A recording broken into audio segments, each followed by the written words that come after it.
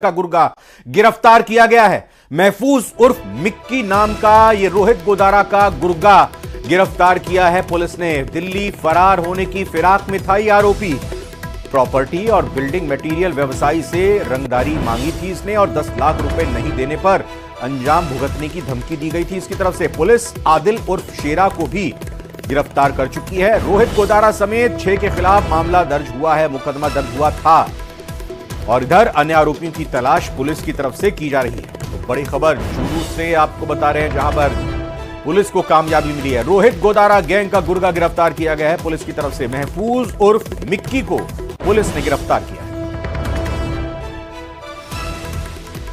और ये जो आरोपी है जिसको गिरफ्तार किया गया है दिल्ली भागने की फिराक में था, लेकिन उससे पहले ही पुलिस ने सजगता दिखाते हुए, तेजी दिखाते हुए इसको पकड़ने में कामयाबी हासिल की है। प्रॉपर्टी और बिल्डिंग मटेरियल व्यवसायी से यह रंगदारी मांगी गई, 10 लाख रुपए नहीं देने पर अंजाम भुगतने की धमकी दी गई थी। पुलिस आदिल उर्फ शेरा को भी गिरफ्तार कर चुकी है। रोहित गोदारा समेत 6 के खिलाफ मुकदमा आपको बता दें कि दर्ज हुआ था और अभी बाकी आरोपियों की पुलिस की तरफ से तलाश की जा रही है। यह माना जा सकता है कि जब इस पकड़े गए आरोपी से पूछताछ करेगी पुलिस, तब ये अपने और बाकी साथियों के बारे में जानकारी देगा और पुलिस को आगे और भी गिरफ्तारी के तौर पर कामयाबी मिल सकेगी।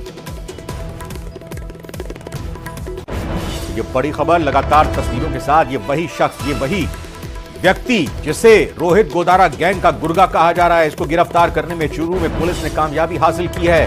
महफूज और मिक्की को पुलिस ने गिरफ्तार कर लिया है। दिल्ली फरार होने की फिराक में ये आरोपी था। प्रॉपर्टी और बिल्डिंग मटेरियल व्यवसायी से इसने रंगदारी मांगी थी।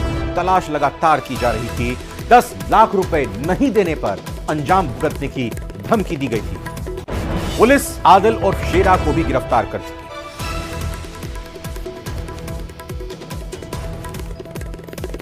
एक्टर सैफ अली खान पर हमले का आरोपी कानून के शिकंजे में आ चुका, लेकिन उसकी पहचान को लेकर लगातार सवाल उठाए जा रहे हैं, जिसके बाद अब मुंबई पुलिस आरोपी शरीफुल का फेस रिकॉग्निशन यानी चेहरा पहचानने का टेस्ट भी कराएगी, बिल्कुल वैज्ञानिक पद्धति के अनुसार। आइए इस रिपोर्ट में देखते हैं क्या तैयारी पुलिस की तरफ से की जा रही है।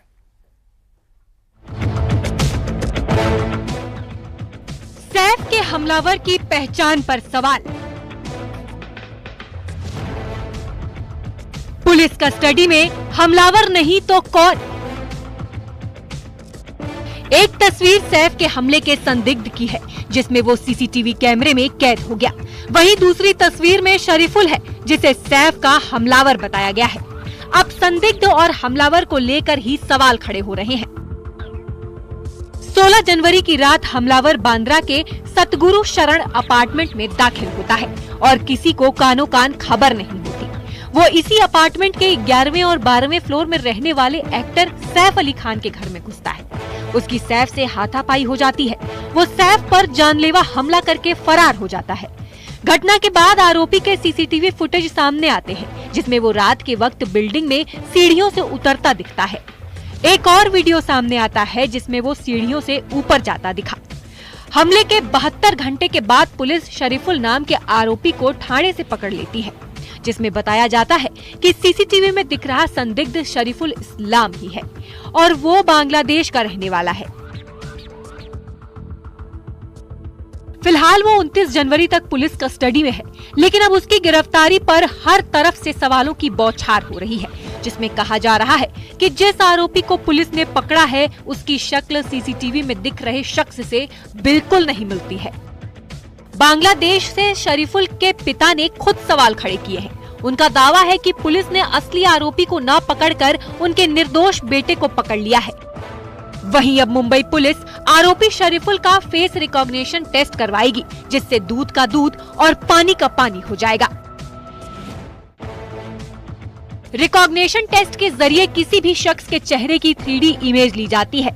इसमें फेस रिकॉग्नाइजेशन तकनीक के जरिए किसी भी इंसान की पहचान सुनिश्चित की जाती है। इस टेस्ट को पूरा करने में काफी समय लगता है, 48 से 72 घंटे भी लग सकते हैं। हर एंगल से फोटो का मिलान होने के बाद ही किसी नतीजे तक पहुंचा जाएगा। ये टेस्ट सभी एक्सपर्ट की मौजूदगी में किया जाता है। हालांकि पुलिस का दावा था कि सैफ पर हमले के बाद आरोपी शरीफुल ने अपने बाल कटवा लिए थे और हुलिया भी बदल लिया था। शरीफुल के पिता मोहम्मद रूहुल अमीन ने इसे नकारा है। दोनों के चेहरे के रंग और हेयर स्टाइल को लेकर भी सवाल खड़े किए गए हैं। কেন বলছেন যে ও আপনার ছেলে না? আমি বললাম কেন যে ওর বয়স হচ্ছে 30। ও দীর্ঘ 30 বছরে আমার ছেলে যে আকারে চুল কাটে, কারণ তার তো বয়স এখন 16-17 না, মানুষ 16-17-18 বছর হলে তারা চুলের বিভিন্ন ডিজাইন করে, কিন্তু সেই ডিজাইনের মতো ছেলে আমার এটা না। এবং সে ছোটবেলা থেকে ছোট চুল রাখে এবং ব্যাক করে, চুল উপরের দিকে দেয়, চুল দাঁড়ানোর মতো থাকে। কিন্তু ওই যে ছেলে যে ছবি দেখানো তার মুখ চাপা এবং সেই চুল চোখের উপর পর্যন্ত পড়া।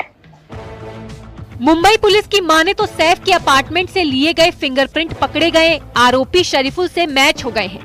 मुंबई पुलिस ने सैफ अली खान का ब्लड सैंपल और घटना वाली रात पहने उनके कपड़ों को फॉरेंसिक जांच के लिए भेज दिया है। फिलहाल शरीफुल को कोर्ट ने 29 जनवरी तक पुलिस कस्टडी में भेजा है, लेकिन अब असली आरोपी को लेकर सवाल खड़े हो रहे हैं। Bureau report, news 18। ममता कुलकर्णी को महामंडलेश्वर बनाने को लेकर विवाद हो गया है। महामंडलेश्वर हिमांगी सखी ने ममता कुलकर्णी को किन्नर अखाड़े की तरफ से महामंडलेश्वर बनाने पर आपत्ति जताई है। उन्होंने ममता के डी कंपनी से रिश्ते का मुद्दा उठाया। साथ ही सवाल किया कि ममता स्त्री हैं, फिर उन्हें किन्नर अखाड़े से महामंडलेश्वर क्यों बनाया गया। हिमांगी सखी किन्नर अखाड़े की ही महामंडलेश्वर हैं, उन्होंने ही यह सवाल उठाया है।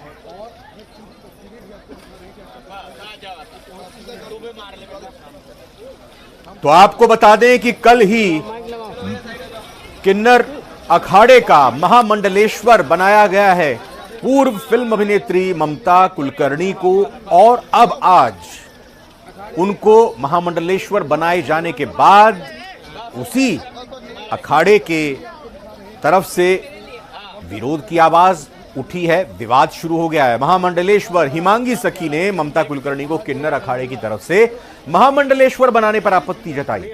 उन्होंने ये कहा कि ममता के डी कंपनी से रिश्तों के मुद्दों को उन्होंने उठाया और साथ ही ये सवाल भी किया कि ममता तो स्त्री हैं, महिला हैं, फिर उन्हें किन्नर अखाड़े से महामंडलेश्वर बनाया क्यों गया। हिमांगी सखी किन्नर अखाड़े की ही महामंडलेश्वर। एक ममता कुलकर्णी जैसी फिल्म स्टार जिनका संबंध डी कंपनी के साथ है, जो ड्रग्स के आरोप में जेल में भी गई हैं, एम आई राइट और रॉन्ग, पूरा विश्व जानता है उस चीज को, उसके बावजूद आप उन्हें दीक्षा देते हैं और उन्हें महामंडलेश्वर के पद पे बिठाते हैं विदाउट कोई शिक्षा दिए। किसी को आप दीक्षा दे के महामंडलेश्वर जैसे इतने बड़े पद पे आसीन कर देते हैं। समाज को आप क्या दे रहे हैं, कौन सा गुरु समाज को दे रहे हैं आप, ये मैं जानना चाहती। पहली बात तो मैं ये कहूंगी कि किन्नर अखाड़ा किसके लिए बना था, किन्नर समाज के लिए बनाया गया था किन्नर अखाड़ा, मगर अब उसके अंदर महिला को स्थान दे दिया किन्नर अखाड़े में। तो मैं ये कहती हूँ, अगर वो किन्नर अखाड़ा है, किन्नर के बदले आप महिलाओं को अब स्थान देने लग गए हैं, तो मैं कहती हूँ इसका नाम चेंज कर दीजिए, फिर बाद में आप दूसरा कोई नाम रख लीजिए ना।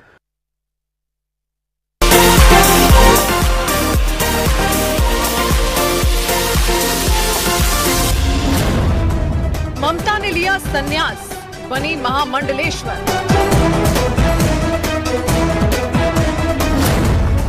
ममता कुलकर्णी को मिला नया नाम,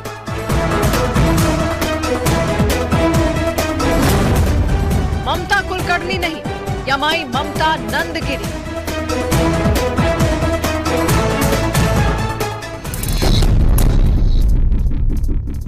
अपनी अदाओं से लोगों के दिलों पर राज करने वाली फिल्म एक्टर ममता कुलकर्णी अब सनातन के रंग में रंग गई हैं। अब उन्होंने सन्यासी जीवन में एंट्री ले ली है।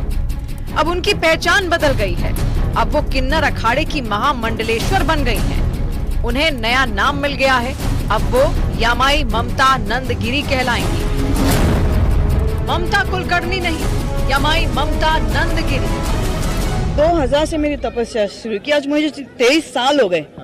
ध्यान, तप और ये जो महामंडलेश्वर की उपाधि होती है, ये मेरी काफी मेरी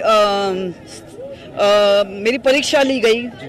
सब महामंडलेश्वर लोगों ने मेरी प्रश्न मुझे पूछे, मेरी अभ्यास के, जिसको हम लोग बोलते हैं परीक्षा ली, मेरी अभ्यास की। 23 साल मैंने क्या तप किया, मैंने ध्यान क्या किया, तो हर प्रकार के प्रश्न से मैं पास हो गई, उत्कीर्ण हो गई, तब जाके मुझे महामंडलेश्वरी की उपाधि प्राप्त हो गई। अपने समय की सबसे ग्लैमरस और चर्चित अभिनेत्रियों में से एक ममता ने लंबे समय पहले ही फिल्मी दुनिया को अलविदा कह दिया था। वो 25 साल बाद देश लौटी हैं। शुक्रवार को ममता कुलकर्णी ने किन्नर अखाड़े की आचार्य महामंडलेश्वर लक्ष्मी नारायण त्रिपाठी से मुलाकात कर आशीर्वाद लिया। इस दौरान वो साध्वी वेश में दिखी, गले में रुद्राक्ष की माला, शरीर पर भगवा वस्त्र। आचार्य महामंडलेश्वर लक्ष्मी नारायण त्रिपाठी ने पहले दूध से ममता का अभिषेक किया, फिर हर हर महादेव के जयकारों के साथ उनको अखाड़े में धर्म ध्वजा के नीचे पट्टाभिषेक कराया गया। संगम में 3 बार डुबकी लगाकर ममता कुलकर्णी ने परंपराओं के अनुसार संगम तट पर अपना पिंडदान किया। अंडरवर्ल्ड कनेक्शन, ड्रग माफिया से रिश्ते, तो कभी टॉपलेस फोटोशूट, विवादास्पद अतीत से निकलकर ममता ने आध्यात्मिक जीवन अपनाया है। ममता कुलकर्णी के महामंडलेश्वर बनने से लोग हैरान हैं। सवाल ये कि किन्नर अखाड़ा ही क्यों? ममता कुलकर्णी नहीं, यामाई ममता नंदगिरी। इसका कारण ये है कि किन्नर अखाड़ा सनातन धर्म के 13 प्रमुख अखाड़ों से अलग है। ये वो अखाड़ा है जिसमें सन्यासी बनने के बाद भी भौतिक जीवन जिया जा सकता है। इसमें महामंडलेश्वर बनने के लिए सांसारिक और पारिवारिक रिश्तों को खत्म करना जरूरी नहीं होता है।